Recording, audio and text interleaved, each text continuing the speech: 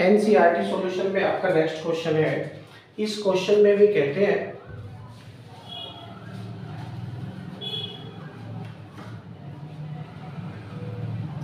कि यदि अणु H2 के दो में से एक इलेक्ट्रॉन को हटा दिया जाए तो हमें हाइड्रोजन आणविक आयन H2+ प्राप्त होगा।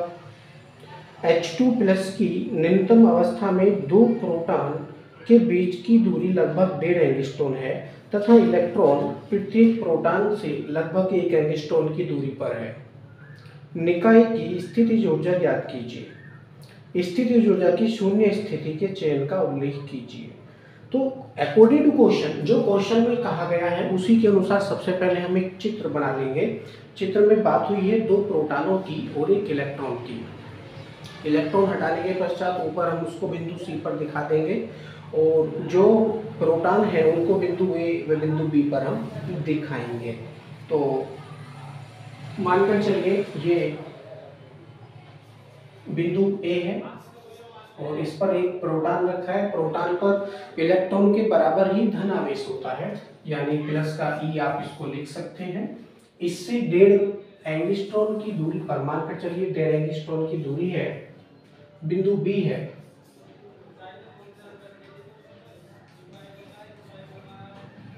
और इस पर भी क्या है, एक प्रोटॉन रखा है और प्रोटॉन पर भी कैसा आवेश है, धन आवेश है, इलेक्ट्रॉन के ही आवेश के बराबर। अब इन दोनों बिंदुओं से 1 एंगस्ट्रॉन की दूरी पर एक इलेक्ट्रॉन रखा है। स्थिति ये बनेगी, इसको बिंदु सी नाम दे दीजिए और इलेक्ट्रॉन पर माइनस का आवेश होता है, इसलिए आप इसको माइनस का ई लिखकर दर्शाएंगे। मिला दीजिए इन दोनों डिस्टेंस को। ये कितनी है, 1 एंगस्ट्रॉन है और ये कितनी है, ये भी 1 एंगस्ट्रॉन ही है। अब डिस्टेंस, दो डिस्टेंस तो हमारे पास बिल्कुल इक्वल है और जो तीसरी डिस्टेंस है 1.5 एंगस्ट्रॉन, ये बिल्कुल अलग है, इसलिए हम इसको R1 करके लिखेंगे, इसको R2 करके लिखेंगे और इसको R3 करके लिखेंगे ताकि डिस्टेंस में बिल्कुल अंतर महसूस आपको होना चाहिए। पूछते हैं निकाय की स्थितिज ऊर्जा ज्ञात कीजिए, क्या होगी। तो चित्र हमारे पास में है, त्रिभुज जैसी आकृति हमारे पास में प्राप्त हो चुकी है और ये 3 युग्म बनाते हैं। युग्म कौन से, AB, युग्म BC, युग्म C। तो तीनों ही युग्मों के लिए अलग अलग स्थितिज ऊर्जा ज्ञात करेंगे। स्थितिज ऊर्जा का जो सूत्र होता है वो होता है U इक्वल टू लिखेंगे निकाय की या स्थितिज ऊर्जा का सूत्र।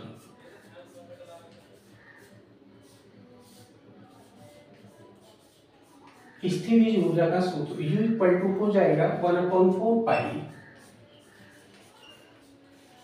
Epsilon 0 Q1 Q2 upon R। मात्रक है जूल।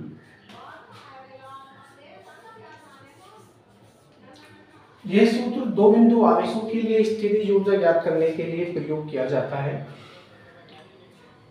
इसी सूत्र का प्रयोग करते हुए हम इस निकाय की, सिस्टम की स्थितिज ऊर्जा ज्ञात करेंगे। तो हो जाएगा निकाय की, उससे पहले लिखेंगे अतः निकाय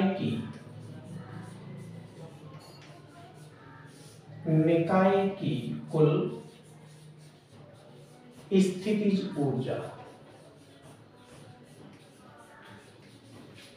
निकाय की कुल स्थितिज ऊर्जा, यही सूत्र हो जाएगा U equal to U1 plus U2 plus U3, क्योंकि 3 युग्म यहाँ पर बनेंगे AB, दूसरा युग्म हो जाएगा BC और तीसरा युग्म हो जाएगा CA।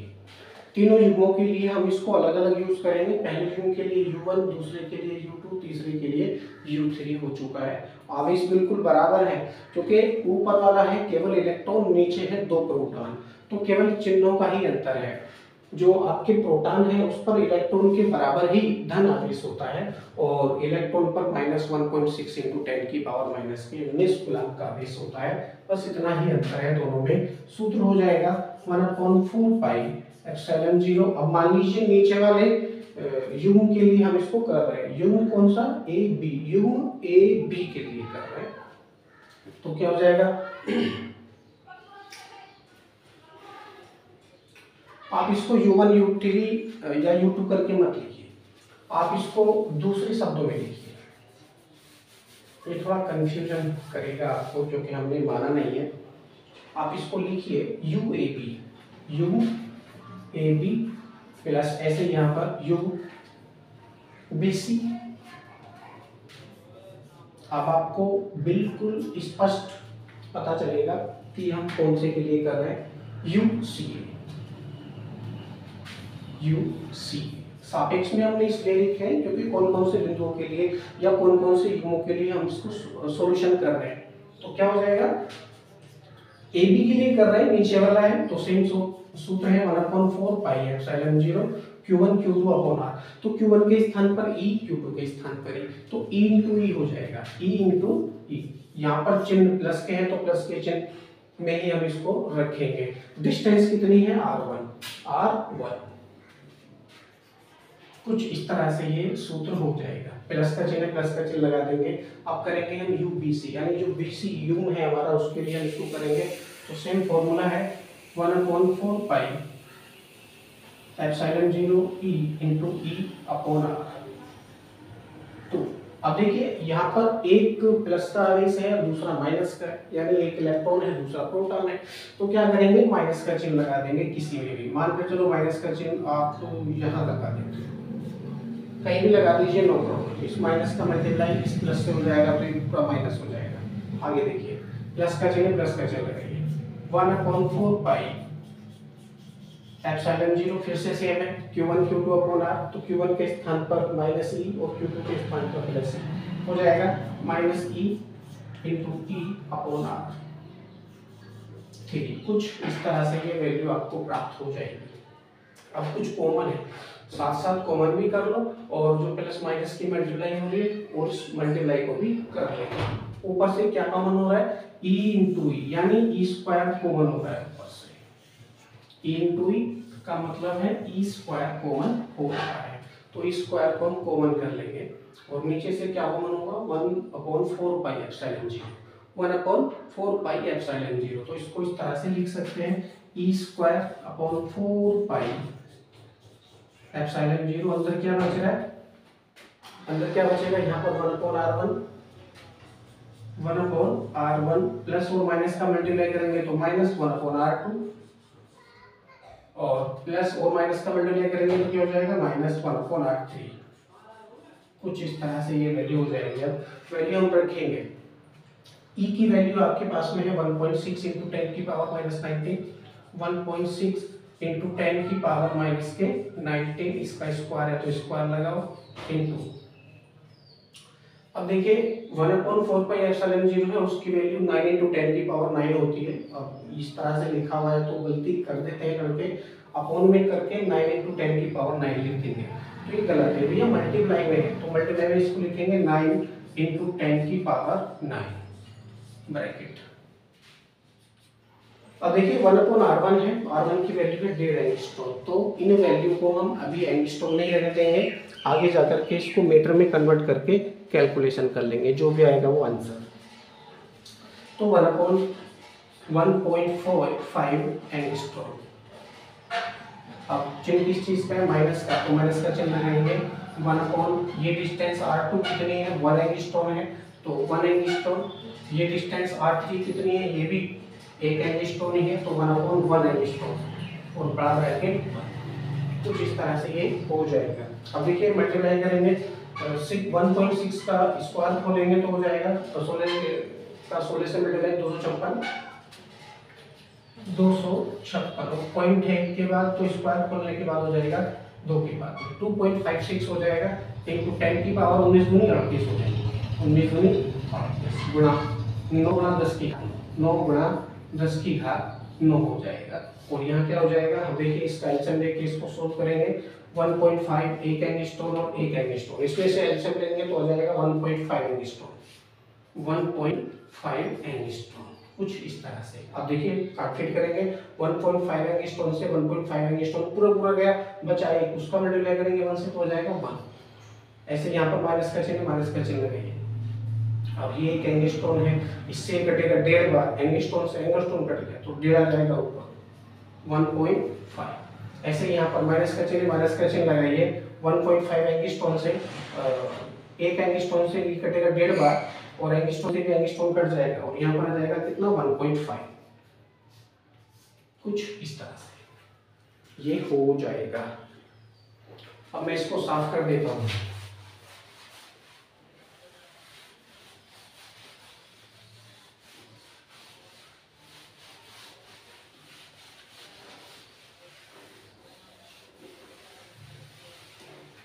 चित्र को भी साफ कर, इसकी भी हमको आवश्यकता नहीं है, हम केवल इसी को ही सोल्व कर लेंगे।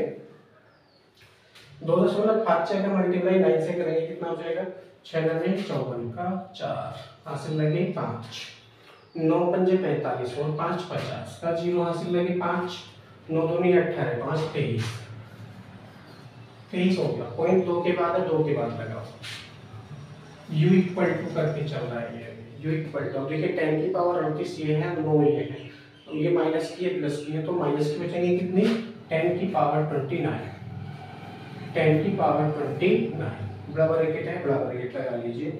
आगे क्या हो जाएगा, अब देखिए 1.5 और 1.5 कितने हैं, ये माइनस के हैं, 1.5 और 1.5 कितने हो गए 3 हो गए माइनस के, उसमें से एक घटा दो तो बचेंगे माइनस के 2 बटे, और नीचे क्या बचेगा 1.5 एंगस्ट्रॉन, 1.5 एंगस्ट्रॉन। अब इस एंगस्ट्रॉन को मीटर में कन्वर्ट कर लीजिए, क्योंकि अब हमको काटपीट करनी है, तो 1.5 इंटू 10 की पावर माइनस के 10 हो जाएगा मीटर में। क्यों जाएगा, क्योंकि एक एंगस्ट्रॉन बराबर 1 इंटू 10 की पावर माइनस के 10 मीटर के बराबर होता है। ओके, या इसको दूसरे शब्दों में लिख सकते हैं 1 मीटर इक्वल टू 1 इंटू 10 की पावर 10 एंगस्ट्रॉन। ओके, इस तरह से हमने ये प्रयोग किया। आगे क्या हो जाएगा, अब देखिए ये माइनस का चिन्ह चलो पहले ले लो, कोई दिक्कत नहीं है, 2 से इसका मल्टीप्लाई कर देंगे, 23 दूनी 46 और 4 दूनी 8, यानी 46.08 हो जाएगा, गुणा 10 की पावर, अब देखिए 10 की पावर माइनस के 29 यहाँ है, और ये 10 की पावर माइनस के 10 है, नीचे है, ऊपर जाएगी तो ये प्लस की हो जाएगी, ऊपर जाके प्लस की हो जाएगी, तो बचेंगे यहाँ पर माइनस के 19, घटा देंगे तो अपॉन में कितना बच रहा है 1.5 बच रहा है, बाकी सब तो खत्म हो गया, अपॉन में केवल 1.5 बचेगा। इस पॉइंट को हटाओ, ऊपर क्या बढ़ेगा 1 0, इस पॉइंट को हटाओ तो नीचे क्या 0 बढ़ेगा 2 0, इस 0 से ये 0 कटेगा। अब हम क्या करेंगे, इसको डिवाइड कर लेंगे, 5 से नहीं, चलो 3 से कर लीजिए, 3 पहले 15 पहले, और 3 से काटेंगे 15 क्या 45, 0 है, 15 45, एक बचा, ये 0 है, यानी 10 हो गया, 3 3 9, और फिर एक बचा 18 हो गया, 3 6 18, यानी 1536 गुणा 10 की घात माइनस 19 यू इक्वल टू, अब देखिए माइनस का चिन्ह है उसको अब यहाँ लगा दीजिए, क्योंकि ये माइनस का चिन्ह भी चलेगा साथ में, यू इक्वल टू माइनस कितना हो गया 1536 हो चुका है, 1536, पावर कितनी है माइनस की, कितनी है ऊपर 10 की पावर माइनस के 19 है, पूरे के बाटे 5 गुणा 10, ये 5 बच रहा है और ये 10 बच रहा है, 5 गुणा 10, छोड़ेंगे नहीं किसी को भी जब तक कैलकुलेशन कंप्लीट नहीं हो जाएगी।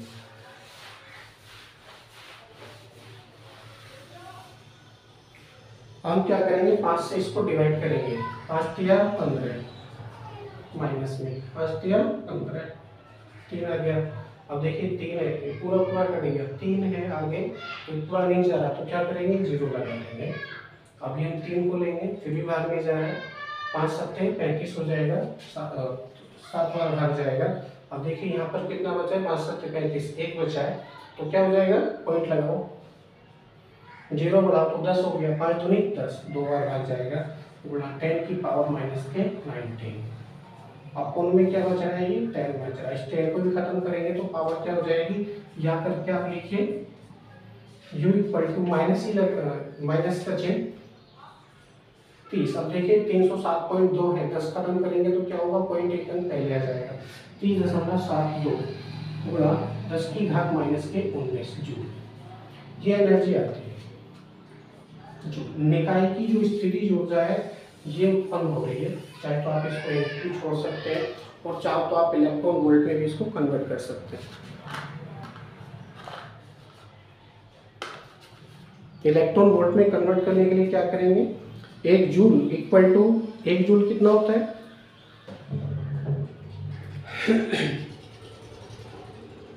1 जूल में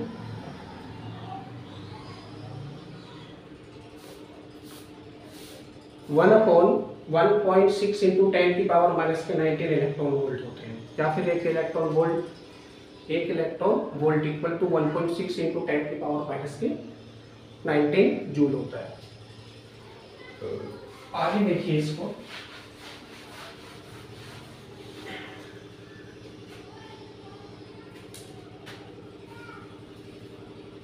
या करके आप लिखिए U इक्वल टू कितना हो जाएगा, 30.72 माइनस में है 30.72 गुणा 10 की घात माइनस 19, ये जूल में है, अपॉन 1.6 इंटू 10 की पावर माइनस के 19, ये क्या होता है, जूल प्रति इलेक्ट्रॉन वोल्ट होता है, जूल प्रति इलेक्ट्रॉन वोल्ट। अब क्योंकि हमको इलेक्ट्रॉन वोल्ट में भी इसको कन्वर्ट करना है, क्योंकि आंसर आपका इलेक्ट्रॉन वोल्ट में दे रखा है, तो कुछ काटछीट करेंगे मात्रकों में। ये जो इलेक्ट्रॉन वोल्ट है ये अपोन में है जूल के, ये जूल के अपोन में है, इसको आप ऐसे करके भी लिख सकते हैं, जूल बटे इलेक्ट्रॉन वोल्ट, जूल बटे इलेक्ट्रॉन वोल्ट। तो जब हम कैलकुलेशन करेंगे तो कहाँ पहुंचेगा, इलेक्ट्रॉन वोल्ट ऊपर पहुंचेगा और जूल से जूल क्या होगा, कट जाएगा।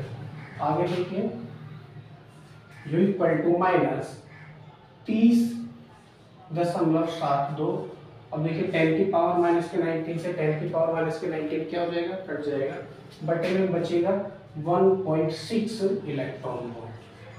चाहे तो आप यहाँ पे भी छोड़ सकते हैं, नो प्रॉब्लम, चाहे तो आप जूल में जो आंसर आया था आप कहीं पे भी छोड़ सकते थे।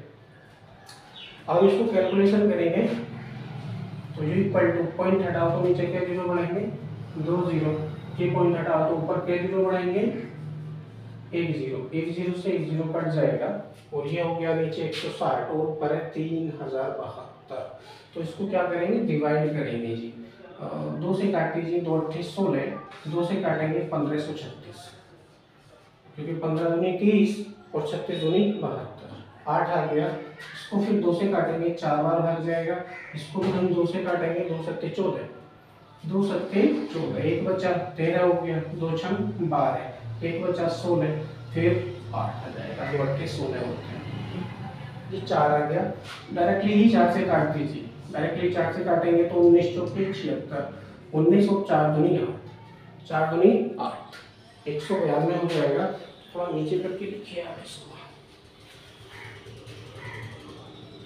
तो U इक्वल टू हो जाएगा माइनस में 19 192 बटे ये वाला 10, 192 बटे 10 इलेक्ट्रॉन वोल्ट, इलेक्ट्रॉन वोल्ट। अब देखिए 10 से भी इसको डिवाइड करेंगे तो क्या हो जाएगा, 19.2 हो जाएगा, या करके आप लिखिए 19.2 इलेक्ट्रॉन वोल्ट,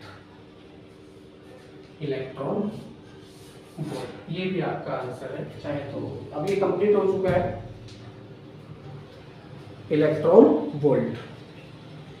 अब इसमें एक क्वेश्चन पूछा था, स्थितिज ऊर्जा की शून्य स्थिति के चयन का उल्लेख कीजिए। इसका सीधा सा मतलब है, ये पूछते हैं कि स्थितिज ऊर्जा शून्य कब हो सकती है, किन परिस्थितियों में स्थितिज ऊर्जा शून्य हो सकती है। तो स्थितिज ऊर्जा का जो फॉर्मूला है, फॉर्मूले से ही आप इसको समझ लीजिए।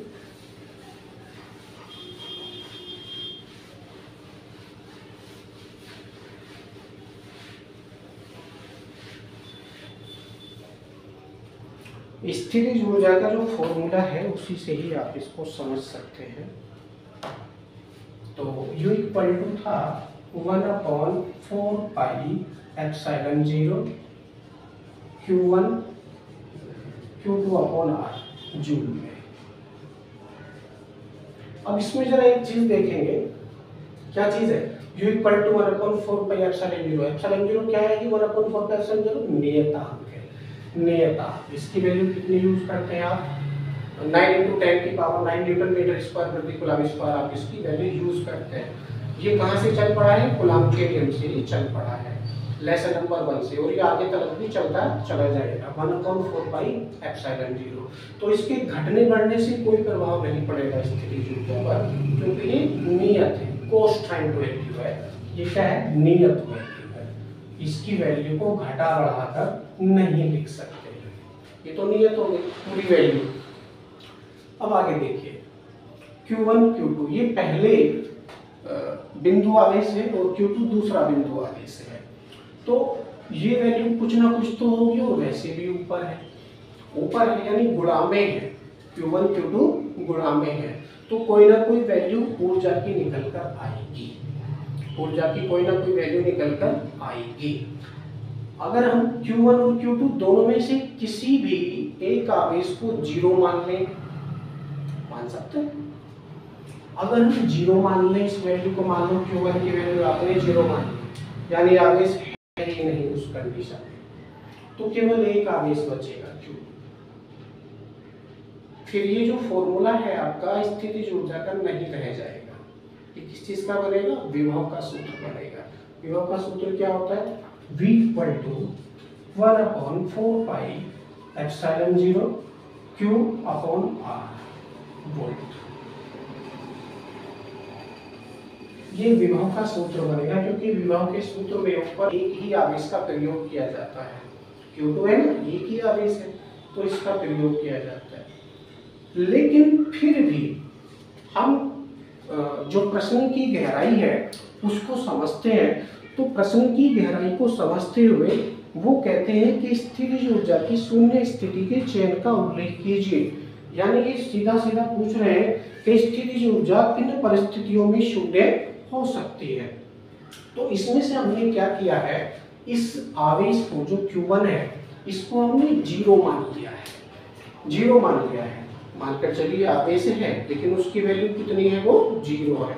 युग्म बन रहा है आवेशों का युग्म बन रहा है, जिसमें से पहला आवेश 0 कूलम, दूसरा आवेश की कोई ना कोई वैल्यू हो सकती है। तो क्या करेंगे, इस 0 से यदि हम इसका मल्टीप्लाई करेंगे तो ये पूरा क्या हो जाएगा, 0 हो जाएगा।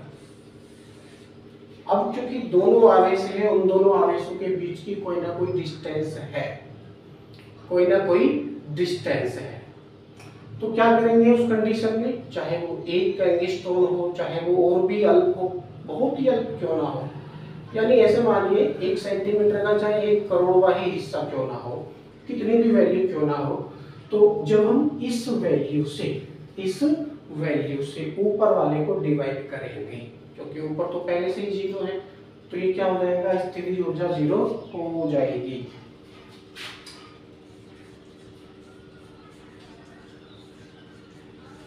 कब होगी, जब इन दोनों में आवेशों में से कोई सा भी एक आवेश 0 मान लें। लेकिन यह स्थिति असंभव है, असंभव हो ही नहीं सकती, किसी भी आवेश की वैल्यू 0, किसी भी आवेश की वैल्यू 0 हो ही नहीं सकती। यदि स्थिति ऊर्जा ज्ञात कर रहे हैं तो Q1 और Q2 दोनों ही आवेशों की वैल्यू आपको चाहिए ही चाहिए, प्रत्येक कंडीशन में ही चाहिए। और ये जो आवेशों के कारण स्थितिज ऊर्जा 0 हो रही है, ये स्थिति असंभव है। आवेशों के कारण स्थितिज ऊर्जा कभी भी 0 नहीं हो सकती।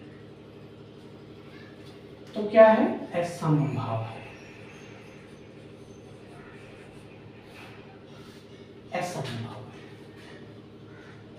समझ में आ रहा है, हमने दो चीजें देखी हैं, 1/4 पाई एप्सिलॉन 0 की वैल्यू 9 × 10⁹ न्यूटन मीटर स्क्वायर प्रति कूलम स्क्वायर होती है, जो कि नियत है, इसको परिवर्तित नहीं कर सकते, ये पहले से ही कांस्टेंट है। आगे हम चले तो दो आवेश आए Q1 Q2, इन दोनों में से किसी भी एक आवेश की वैल्यू को 0 माने, जो कि असंभव है, फिर स्थितिज ऊर्जा का सूत्र नहीं रह जाएगा, यह विभव का सूत्र बन जाएगा। जिसका सूत्र होता है 1/4πε0 Q/R वोल्ट।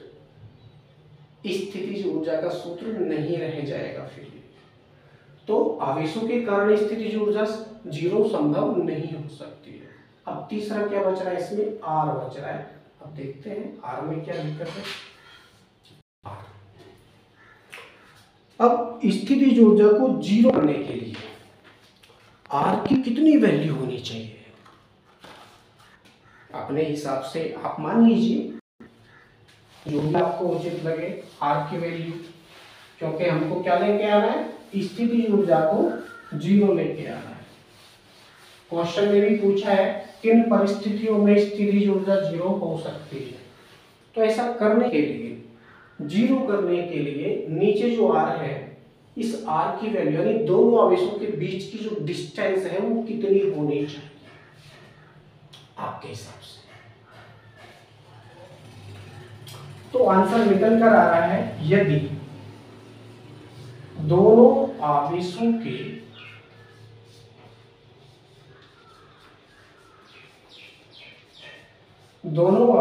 के बीच की दूरी,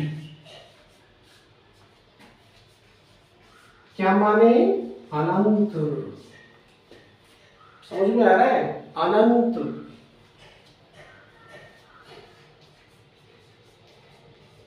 माने तब स्थितिज ऊर्जा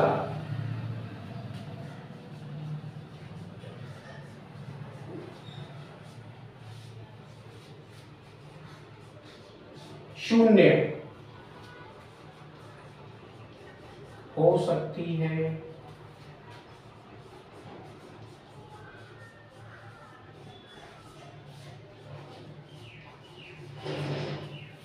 दोनों आवेशों के बीच की दूरी क्या कर दी, अनंत कर दी।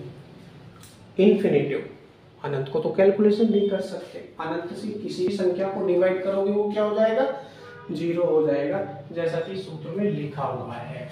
अर्थात U प्रोपोर्शनल 1/R। अगर हम इसको ऐसा लिखेंगे, सारी वैल्यू कांस्टेंट अगर हम माने, 1/4πε0 कांस्टेंट है, Q1 Q2 ये भी कांस्टेंट है मान लीजिए, तो क्या हो जाएगा, U प्रोपोर्शनल 1/R हो जाएगा। इसमें से यदि हम R के स्थान पर इन्फिनिटी प्रयोग करेंगे तो क्या हो जाएगा, U प्रोपोर्शनल 1/∞। अब ऊपर चाहे कितनी भी बड़ी वैल्यू क्यों ना हो, 10 की पावर चाहे 1 करोड़ लगा दो, 2 करोड़ लगा दो, कितनी भी लगा दीजिए, नीचे अनंत है। तो अगर हम डिवाइड करेंगे अनंत से ऊपर वाली संख्या को तो क्या हो जाएगा, यह वैल्यू जीरो हो जाएगी, अर्थात U इक्वल टू जीरो। और डिस्टेंस अनंत का होना संभव है, डिस्टेंस अनंत होना संभव है, अतः ये क्या है, संभव। इस सूत्र में जितनी भी चीजें थी हमने सभी के स्थान पर वैल्यू घटा बढ़ाकर देखा, प्राप्त हुआ सॉल्यूशन। तो क्या है, ये जो डिस्टेंस है दोनों बिंदुओं के बीच की दूरी या दोनों आवेशों के बीच की दूरी जो अनंत की है हमने, यह वैल्यू संभव है। दूरी को बदलकर अनंत किया जा सकता है, जिसके कारण उन दोनों आवेशों के बीच की स्थितिज ऊर्जा जीरो हमको प्राप्त हो सकती है। तो इसका यही आंसर है, यदि दोनों आवेशों के बीच की दूरी अनंत माने तब स्थितिज ऊर्जा शून्य हो सकती है, अन्य किसी भी परिस्थिति में स्थितिज ऊर्जा शून्य नहीं हो सकती। That solve.